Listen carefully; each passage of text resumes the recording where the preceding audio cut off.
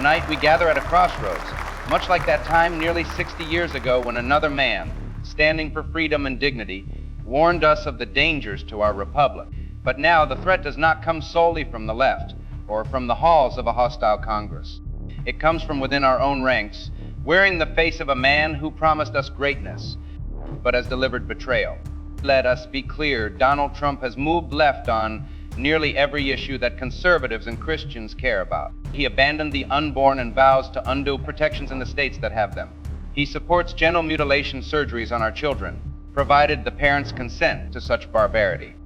When it comes to gun rights, a cornerstone of liberty, Mr. Trump's record is clear. He opened the door to red flag laws, flirting with the idea of stripping gun rights without due process.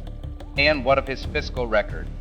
We were told we would have balanced budgets, trade surpluses, but what we have is unprecedented spending, ballooning deficits, and protectionist tariffs that have hurt our farmers and consumers alike. His promises on immigration. Broken, there is no wall, there is no secure border. And now at the behest of his corporate donors, vows to hand out green cards to virtually anyone who wants one by simply attending an American college. In matters of law and order, he failed us most profoundly. When American cities burned in 2020, where was the president we elected to restore order? While the mob smashed windows, torched police precincts, and destroyed livelihoods, Trump wrung his hands and blamed the governors, as if a leader can simply pass the buck when the country cries out for strength. And perhaps the gravest betrayal of all, his mishandling of COVID-19.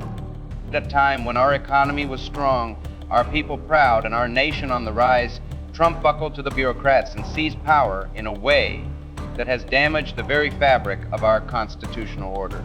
Trillions spent, trillions wasted. And now, we see the long-term damage inflicted by these so-called vaccines. Products he pushed relentlessly, claiming credit for their creation, yet refusing to acknowledge their devastating consequences. Friends, this is no longer the Donald Trump who promised you America first. This is a man who has abandoned those very principles in favor of expediency, weakness, and applause from the very swamp he vowed to drain. There is still time to choose. You can still turn back from this path of betrayal and destruction, because it wears a red hat and shouts about making America great. No.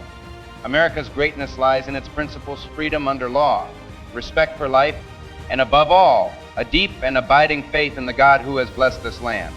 Let us not be fooled by the false prophets of populism. The future of this nation does not rest in the hands of one man, particularly not a man who has lost his way and abandoned our values. We need leaders who will fight for life and the Constitution, not simply tweet about them. America deserves better. Today, as in 1964, we are again faced with a time for choosing. And let us choose wisely, not for a man, but for our country, for our future, and for our children's future. God bless you, and God bless the United States of America.